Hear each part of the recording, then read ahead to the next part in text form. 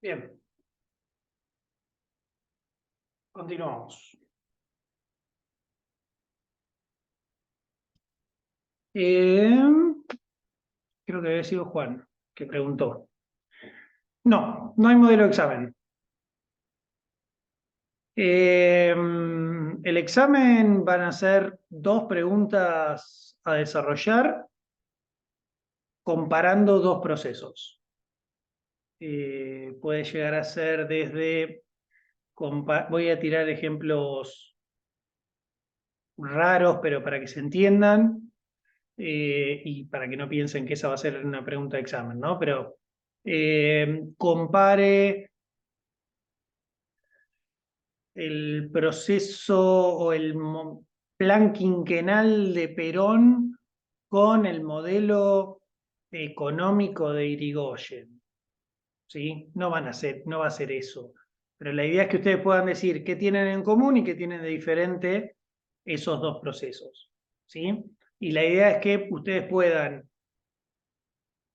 que no me digan el proceso de Perón fue esto y el de Irigoyen fue esto. No, que lo comparen. ¿Sí? No es describir cada uno de los procesos solamente, sino también hacerlos hablar entre sí, discutir entre sí los dos procesos. Vamos a ir charlándolo. Igual falta. Es el 4 de octubre el examen. Manejemos la ansiedad. Ya nos estamos salteando todo el siglo XIX y ahora ya también quieren caer en el examen cuando falta un mes y pico. Paso a paso. No, sí, yo más que nada porque me resulta útil para ir organizando los apuntes y todo eso, como para después tenerlo como material de estudio más simplificado, si se quiere. No, por eso. Lo que ustedes van a ver que en todos los temas, en todos los textos, yo voy a ir tirando puntas, análisis que van más allá de los textos, que no están en los textos. Va por ese lado el examen, ahí es donde está lo más rico, en lo que se pueda comparar.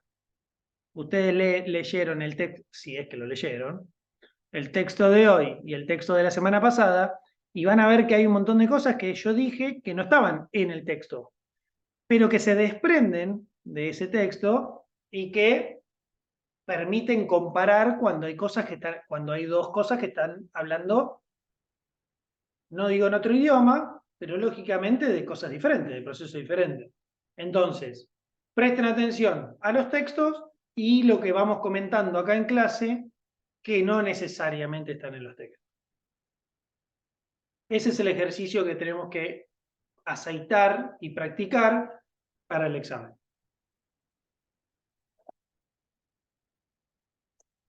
Bien, ¿alguna duda más? ¿Alguna consulta?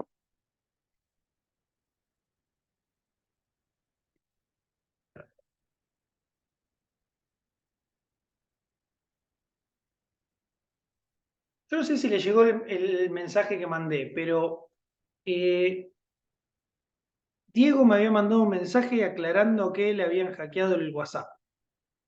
No está Diego acá, pero por las dudas, si le envío un mensaje, sepan que está hackeado. Traten de no pasarle plata, si es que todavía a esta altura del mes tenemos. Traten de no pasarle plata si les piden. Pero bueno, es un aviso parroquial antes de continuar. ¿Sí? Seguimos. Bien, yo les había dicho, hablamos hasta acá de cómo se enfrenta Gaspar Francia como dictador de Paraguay a principalmente las dos élites, eh, tanto la criolla como la española, a las oligarquías terratenientes y a la Iglesia Católica,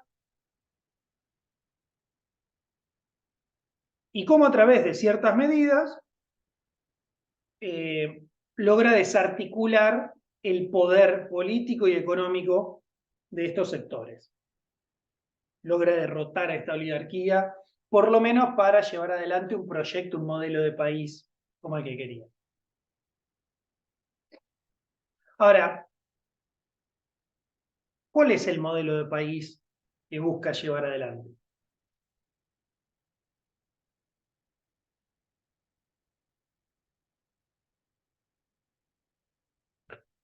va a llevar adelante un modelo de país acorde a las necesidades de lo que él entendía que eran las necesidades de ese 95% que les mencioné hoy, básicamente del pueblo.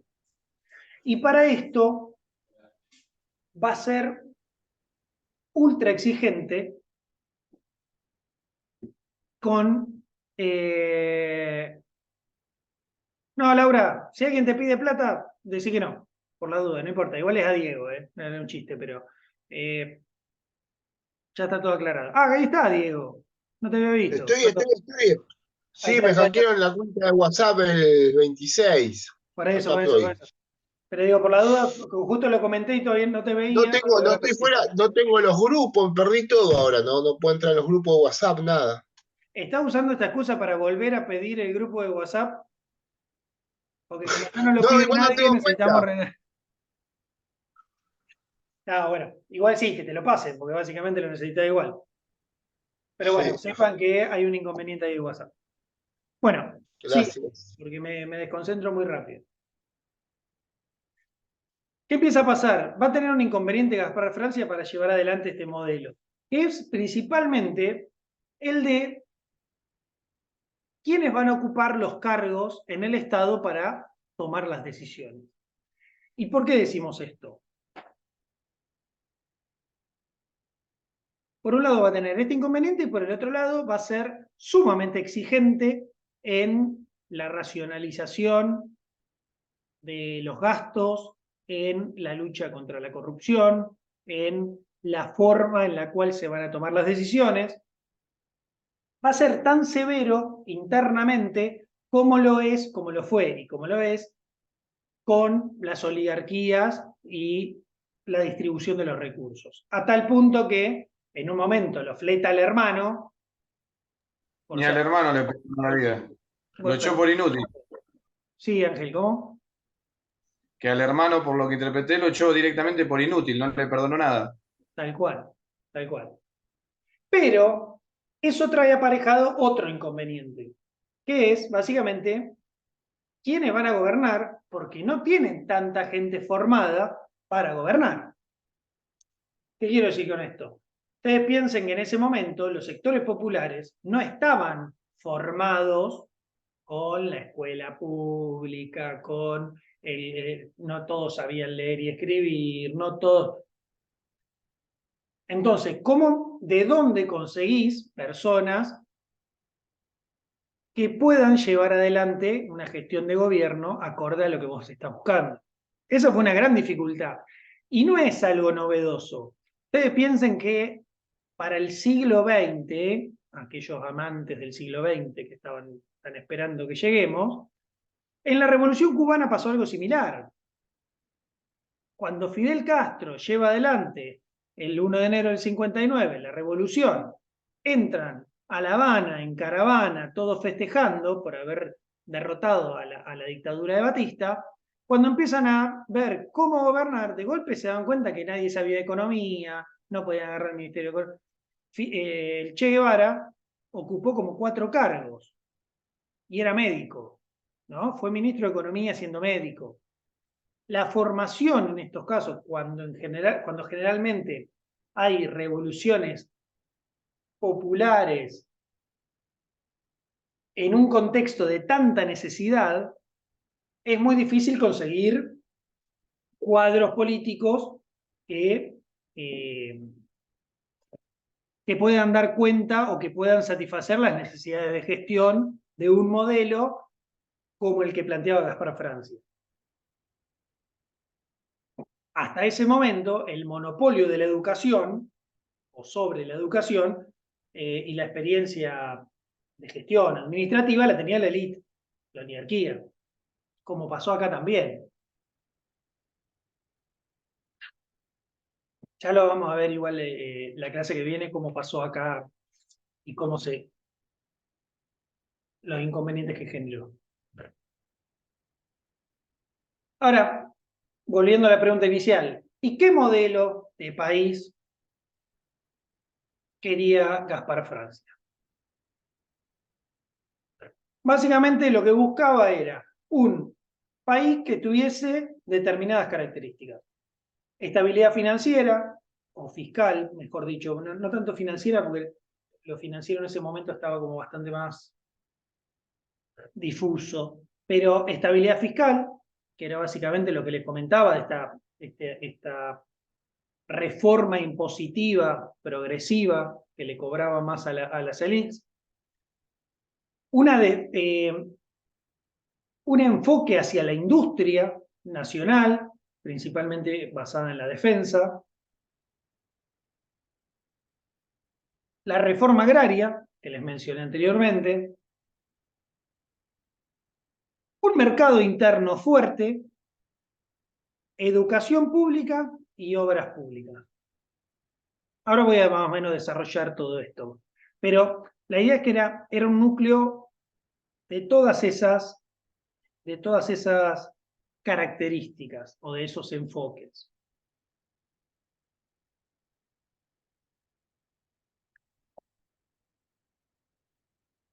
¿Por qué es importante esto? Nosotros hablamos acá la semana pasada de que básicamente todo se arreglaba o todo se pensaba en términos del modelo agroexportador. Por lo tanto, el territorio, se buscaban las mejores tierras, se repartían entre las familias patricias para sacar tajada de eso, se buscaba a través de la inmigración extranjera las mejores personas, entre comillas, las mejores personas para trabajar esas tierras, y así con todo. En este caso, Gaspar Francia lo que va a fomentar es la industria nacional. Obviamente no estábamos hablando de una industria bomba, pero sí de empezar con una incipiente industrialización que permitiese el crecimiento del mercado interno. O no depender por lo menos tanto de las exportaciones. Sí, Paula, ¿levantaste la mano? Ah, porque justo está...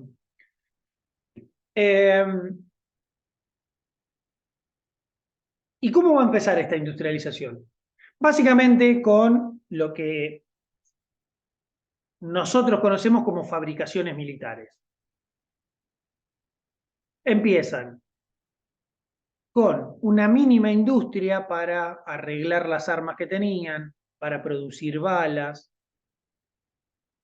Obviamente todo esto para defenderse no solo de los ataques de la oligarquía que les mencionábamos, sino también defenderse de la corona española que quería retomar el poder en la región, para defenderse de Brasil, de la corona portuguesa que tenía intenciones obviamente de atacarlos, ni hablar de, como les decía, del Río de la Plata.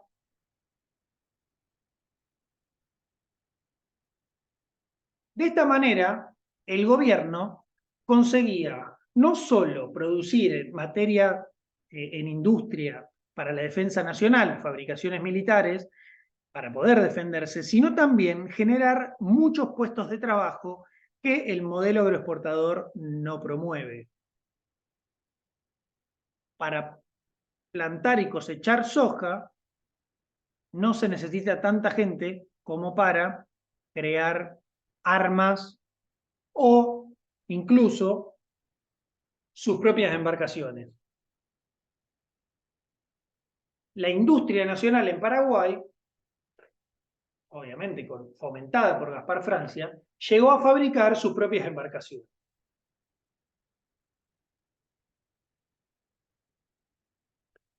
Esto lógicamente generaba muchísimo empleo y muchísima plata para el mercado interno para que circule. Pero a su vez, ustedes se acuerdan que la clase pasada nosotros hablamos de la historia oficial, de la educación pública para homogeneizar a la sociedad, a todos los inmigrantes que venían de distintos lados. Esta industria nacional también lo que tenía como consecuencia la constitución también de una identidad y de un sentido de pertenencia a este gobierno popular. Sí, Débora, también levantaron la mano. Siento que están con la... Profe, una pregunta. Sí. Tengo varias, pero bueno, voy al punto. Bien. Paraguay, la constitución territorial era tal cual la conocemos hoy, tenía salida al mar. Tenía salida al mar, sí, ¿Tenía puerto en ese momento? sí. Incluso en ese momento ya había sido una de las principales flotas de la región. Lógicamente con poco ya era la principal flota, ¿no? Pero eh, se instaló como la principal flota mercantil de la región. Por el mismo canal Bien. de la hidrovía que existe hoy. Y digo, o sea, comparando los dos procesos, ¿no?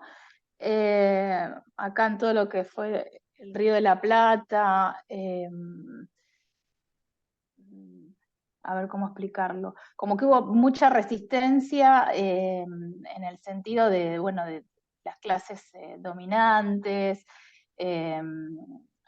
como que, bueno, fueron de alguna forma, salvo muchos otros que son San Martín, Bolívar, el otro que había estudiado de la parte de Misiones, que no lo nombró mucho la vez pasada, ay, no me acuerdo. Bueno, pero bueno, como que se acoplaron a esto del modelo agroexportador, y bueno, pasó como algo muy diferente a Paraguay. Digo, no había, o sea, no resistieron la iglesia, no resistieron los reales, o sea, no hubo resistencia, fue, digamos así, tan Sí, sencillo. sí, obvio que hubo resistencia. Por eso es que también la industria empieza en fabricaciones militares para poder defenderse también de los embates contra de la realeza y de... A ver, lógicamente, una vez que llega al poder Gaspar Francia, todo el poderío militar lo utiliza contra las élites. Es imposible que lleve adelante una reforma agraria y expropiar tierras sin un poderío militar. Eso está más que obvio. Lo que pasa es que después se empieza a empoderar a los sectores militares a través de la industria nacional. Y lo que se empieza a observar es que todos estos sectores bancan más a Gaspar Francia, que representa sus intereses, que a la oligarquía. Lo que sucede principalmente acá, y que lo voy a hablar un poquito más adelante, pero algo clave, es el rol de Gran Bretaña. Gran Bretaña tuvo mucho más peso en nuestro territorio que en Paraguay. No porque no lo haya tenido en Paraguay, pero lo vamos a ver más adelante. Pero Gran Bretaña, principalmente con los vínculos de los principales pensadores acá, pudo meter la cuchara más para fomentar un modelo de país que le sirviese en el intercambio con ellos. Obviamente, lo que menos le interesaba a Gran Bretaña es que los países que se estaban independizando se industrialicen. Básicamente lo que necesitaba era que le vendamos materia prima. Pero por eso Gaspar Francia lo que hace es llegar al poder, llevar adelante la revolución. Se lleva adelante la revolución, logra el poder y a partir de ahí empieza a desmantelar los sectores de poder, el poderío económico, el poderío político, de estas élites españolas, como les decía, y criollas.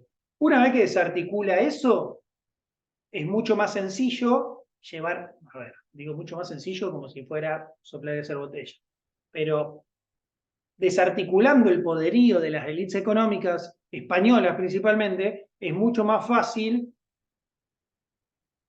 llevar adelante un proceso de industrialización. Igual, y acá engancho la respuesta que te voy a dar con el siguiente tema, porque para lograr esto también era clave el mercado interno. ¿Por qué decimos esto? Porque en Argentina estuvo muy fomentado la exportación de materias primas, porque lo importante era exportar a Gran Bretaña. Sin mercado interno, sin fomentar el mercado interno, resulta muy difícil poder romper con Gran Bretaña. ¿Qué quiero decir? A ver si se entiende. Si yo genero toda una industria y una producción de alimentos, de carne, de cereales, para consumir acá, cuando digo acá voy a hablar de Paraguay ahora, ¿no? Pero para que se entienda, porque por ejemplo estamos haciendo.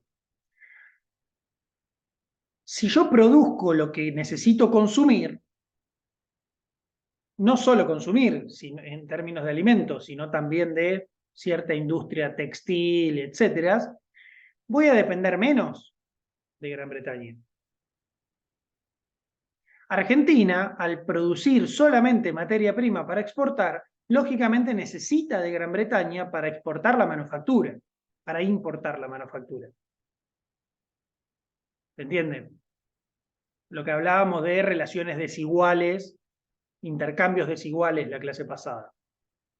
Lo que va a hacer, en mi idea, muy bien Gaspar Francia, es fomentar la industria y un mercado interno robusto. Entonces, fomenta la industria nacional con las fabricaciones militares. Le mete mucha pila a eso.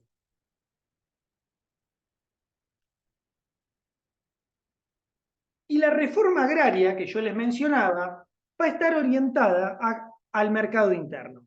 Entonces, yo expropio las tierras de la Iglesia Católica y de las oligarquías y se la doy a los sectores más pobres y a los inmigrantes que están sin tierra, a cambio de que produzcan para mi mercado interno, no para exportar. Yo garantizo alimentos para el mercado interno. Y todo lo demás después puedo exportarlo, pero primero el mercado interno. Ese vínculo, perdón, ese modelo económico dificulta ser tan dependiente de Gran Bretaña. Dicho al revés, ese vínculo hace que no dependan tanto de Gran Bretaña. Y que no haya, obviamente, una relación tan desigual con Gran Bretaña. Porque hay ciertos productos que ya se garantizan desde acá. Profe, hay que ver también si a Gran Bretaña le importaba mucho comercializar con un país que estaba como metido ahí y que no, o sea, no era tan directo a nivel marítimo como Montevideo o el Río de la Plata, digo. Más que Ahí tampoco había tanto interés, ¿no? Ahí.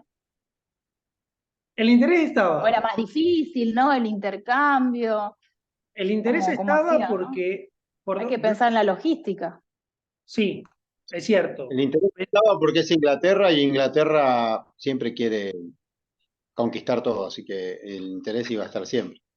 Bueno, a ver, es cierto que tienen posturas colonizadoras, que lógicamente es una potencia, pero más allá de eso, toda la región tenía tiene las principales tierras para la materia prima. Obviamente le interesaba y ya tenía un desarrollo muy grande para la exportación, para enviar todos los alimentos a Gran Bretaña. Ustedes piensen que tanto desde el Alto Perú hasta acá ya tenías todas las vías, los trenes y todo el desarrollo para poder llevar no solo alimentos, sino también el oro y la plata que originalmente hacía España.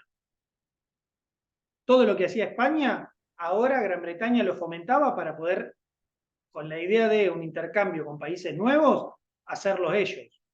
Antes España te los robaba como país colonial, como potencia colonizadora.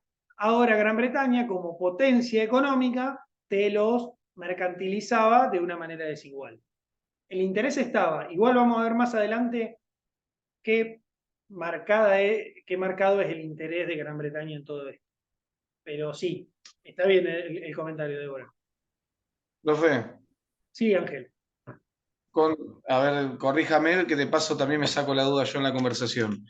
¿Puede ser uno de los motivos por lo cual Gran Bretaña no solamente que esté interesado por la tierra, sino que el modelo de, digamos, de organización de país que planteaba Francia era amenazante para, digamos, para la ideología que tenía Francia con el resto de, perdón, Inglaterra con el resto de los territorios, digamos, que podía llegar a ser un despertar para el resto del territorio en la manera que se está manejando con la producción interna?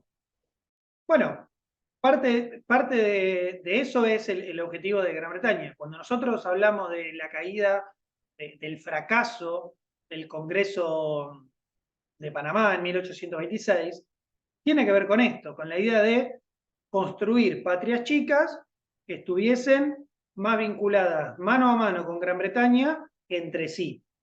Un país que no depende tanto de ese mano a mano con Gran Bretaña hace ruido.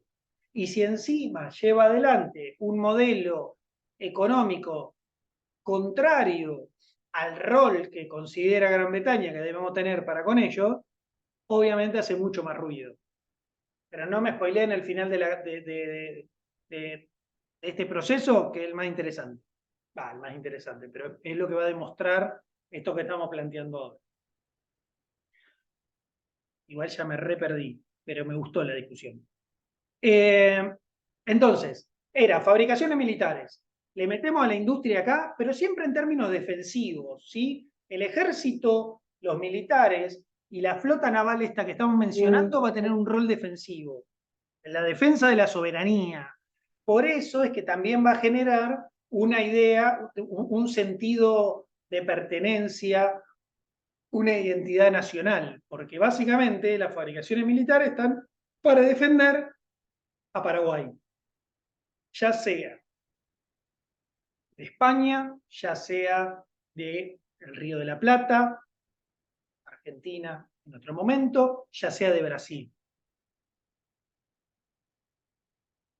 Y lo que va a hacer, para aliviar también, yo les dije el sistema impositivo progresivo, lo que va a pasar es que va a poner un alto impuesto a la riqueza, cosa de que las oligarquías paguen mucho, pero los impuestos que son más regresivos, como el IVA, el impuesto al consumo, al valor agregado se conoce acá, ¿no? Pero es el consumidor final, básicamente, el que lo paga, lo va a reducir a 4 puntos nada más. Entonces, lógicamente, todos nosotros pasamos a pagar mucho menos impuestos y los que van a financiar la industria nacional y el mercado interno son las élites.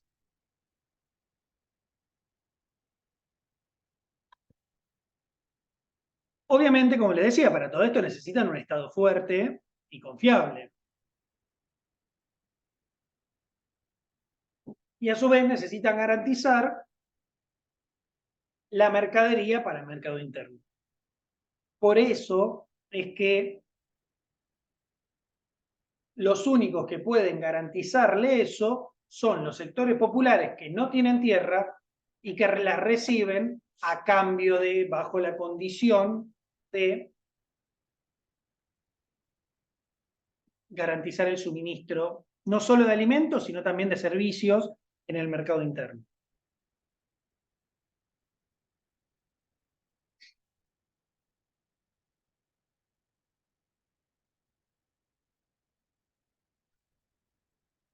Sí, Luis.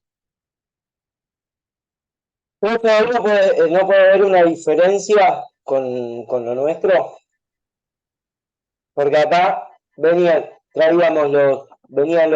los españoles o venían a trabajar la tierra y se llevaban con el modelo agroexportador. Ellos no, ellos trabajaban para ellos. Obviamente no tenían el nexo que teníamos acá con los ingleses, que duró más allá también en el siglo XX. Totalmente, por eso es que señalaba, van a ver que hay muchísimas diferencias con lo que planteamos en la clase pasada. En este punto, acá nunca se discutió un modelo que no sea el agroexportador. Nunca se pensó en una industria. Nunca se permitió pensar en una industria. Digo, no es que a nadie se le ocurrió. Claro, puede ser porque, bueno, había más oligarcas que criollos o campesinos. Tal cual, tal cual. O sea, la idea de acá no era, bueno, lo que pienso yo no era de sacar a los oligarcas, sino, bueno, que los oligarcas nos gobiernen en una forma de decir. Sí, totalmente. Y lo más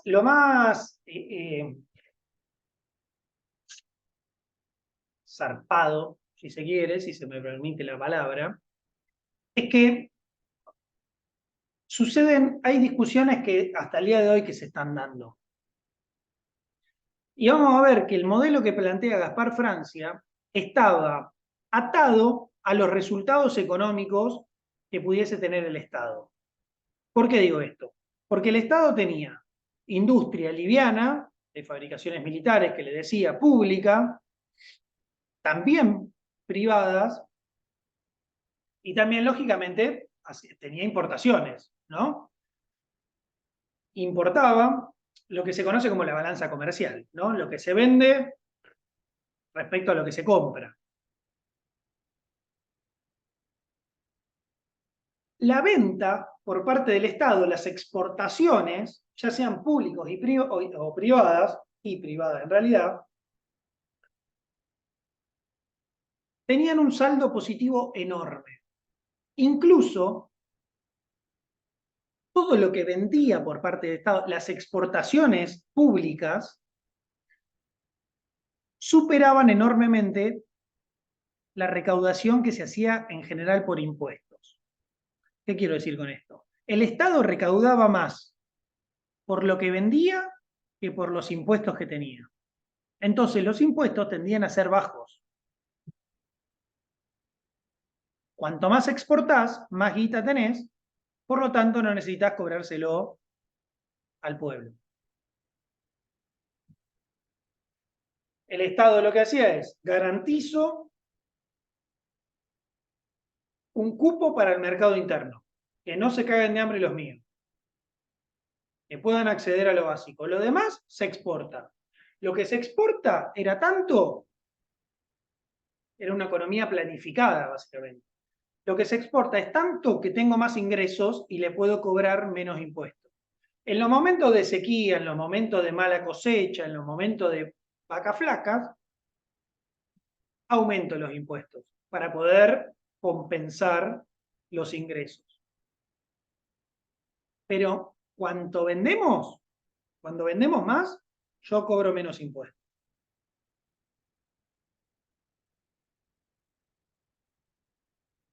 Bueno, algo que nos quieren hacer creer lo contrario, ¿no?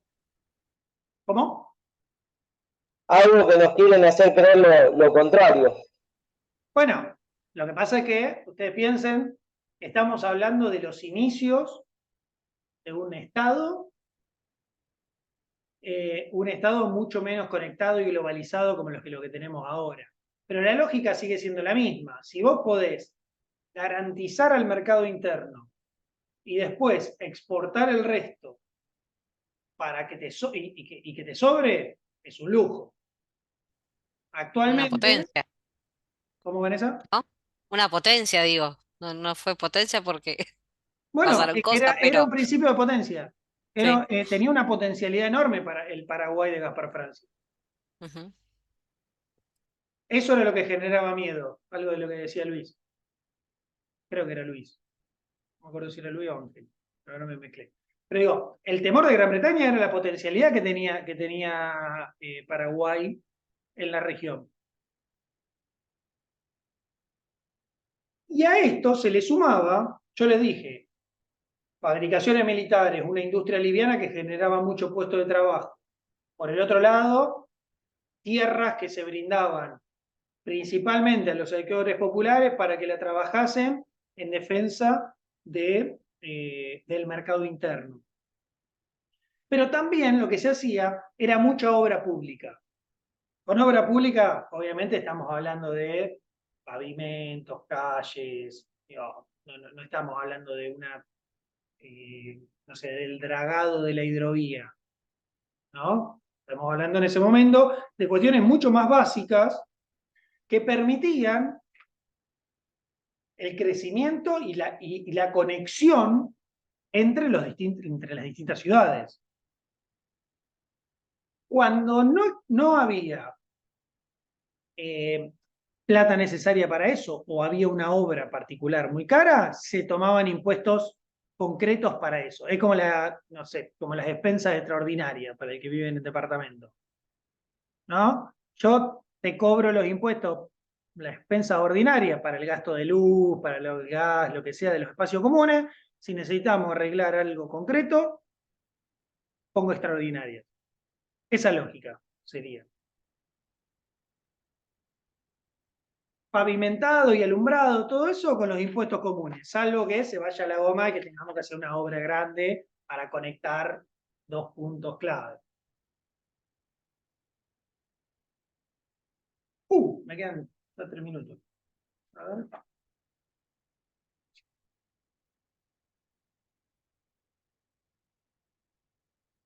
Vamos a cerrar acá y continúo el siguiente módulo para finalizarlo y poner en discusión más comparaciones con Argentina.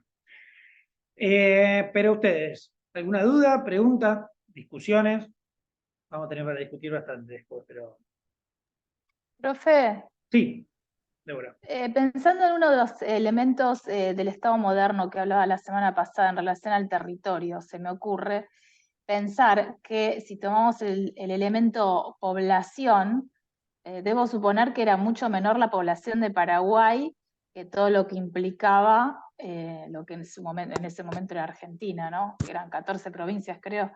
Y digo que sería como menos difícil primero abastecer el consumo interno a nivel poblacional y después, ¿no? Enviar para afuera, se me ocurre, pensando en ese elemento. Sí, hay una... Bueno, me voy a adelantar, pero sí. La población, básicamente, Gaspar Francia se encargó de no matarla, a diferencia nuestro.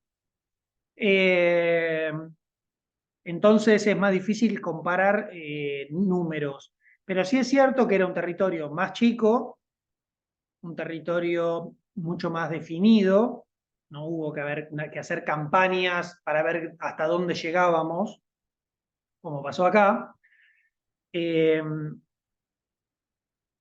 Y también es cierto que al ser más acotado, al tener la gente más cerca y al no considerar a esta gente una mierda, porque lo que pasaba acá era que lo consideraban, básicamente casi no lo consideraban personas, no tenían la complejidad de tener que trasplantar culturas como pensaban ellos. Entonces, con lo que hay, con lo que tenemos, trabajamos, le damos tierras y que trabajen las tierras para el mercado interno. En ese sentido es más sencillo. Pero también es cierto que fue una decisión de acá exterminar lo que había para trasplantar otras culturas. Digo, no es que tuvieron que hacerlo. Fue más complicado porque ellos querían traer europeos. Queda menos de 1 minuto. Se va a cortar. Por eso nos encontramos -20. Cerramos el texto y discutimos sobre los elementos, los 3 elementos, y sobre el modelo de país de Gaspar Francia. ¿Listo? Bien.